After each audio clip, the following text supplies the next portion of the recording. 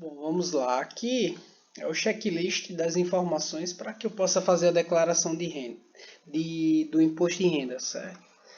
O item 1 aqui, eu vou colocar em rendimentos isentos e não tributáveis os lucros e dividendos, certo? No caso ações, né? O valor total do ano de cada ação, certo? Grupo 9, tá? Poupança, vou colocar o valor do ano aqui também, de cada banco, né? Se eu tive uma aplicação em poupança, bota aqui no código 12. Rendimentos em fundos imobiliários seria o código 99, outros, tá?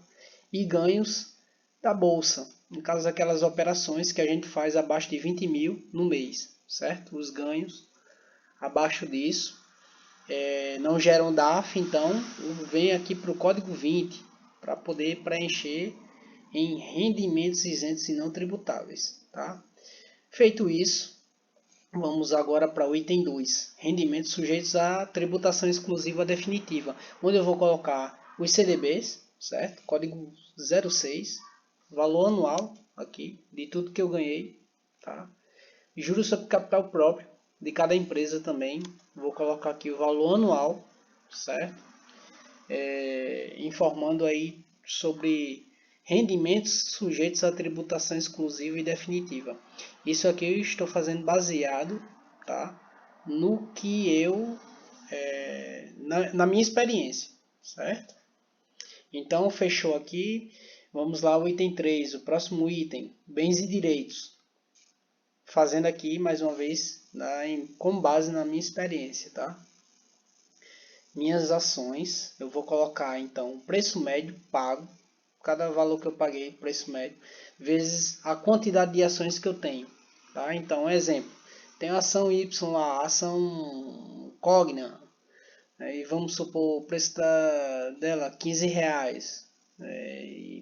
isso aí não vai chegar nunca, eu acho, vezes 500 ações, aí eu vou calcular aqui, vou colocar o valor total, tá?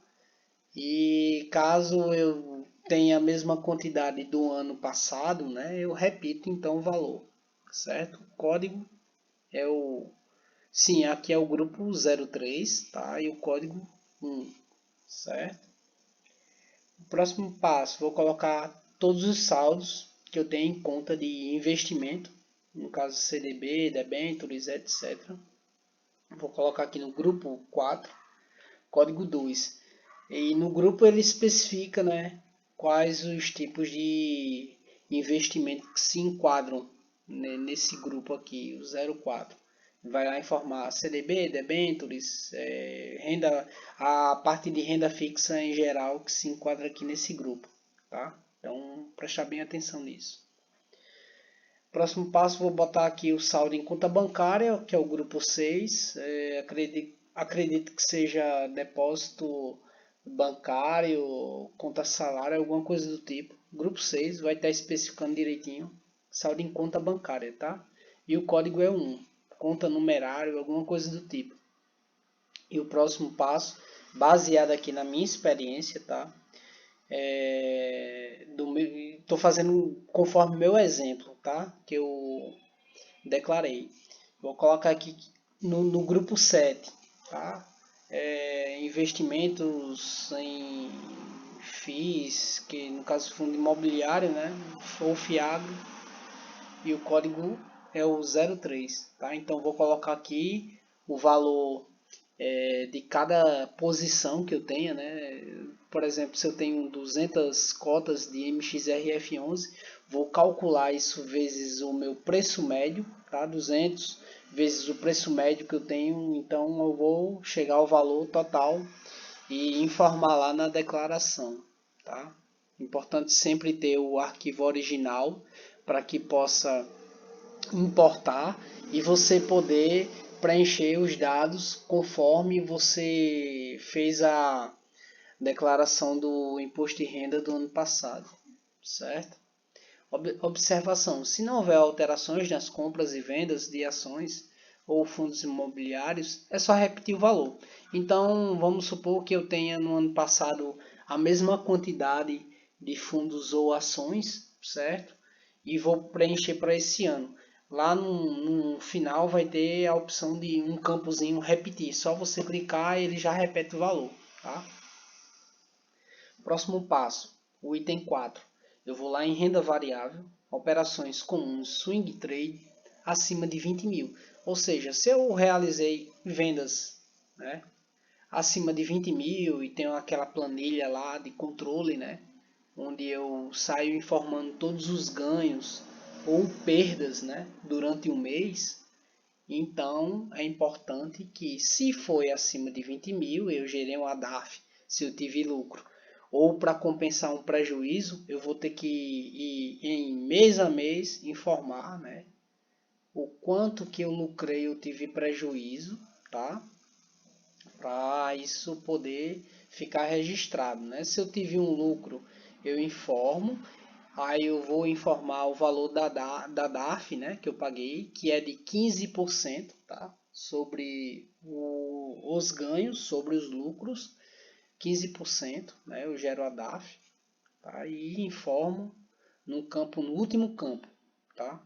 Na parte da DARF, né? E no caso o valor, né, do que eu ganhei é em operações comuns, né? Então eu vou informo lá em cima o valor do lucro ou prejuízo que eu tive, tá? Isso eu faço mês a mês, certo?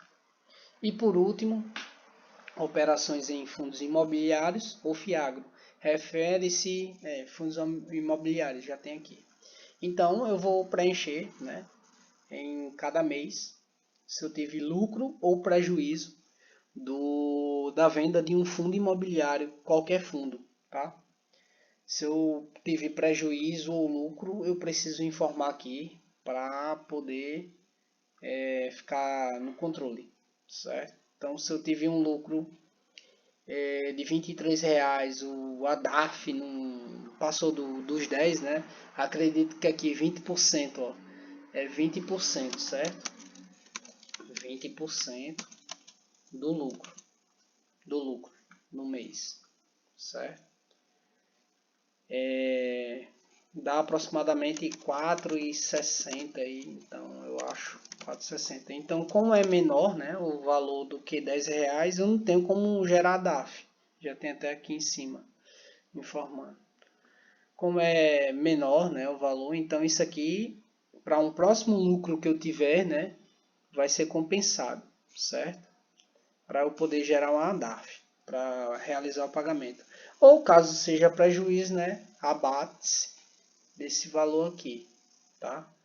No caso, se eu tive um prejuízo de R$ 33, então já fica aí um saldo de R$ 10, né, negativo, tá? E no final, né, é importante fazer um checklist onde eu vou informando os valores, né, de cada item e vou apagando, né? Conforme eu vou alimentando lá na plataforma do imposto de renda, né? Eu vou deletando para poder ter o controle, tá? Ou eu vou dando OK, tanto faz, ok? Finalizando aqui o vídeo e boa declaração para todos. Espero que todos saibam fazer do jeito correto.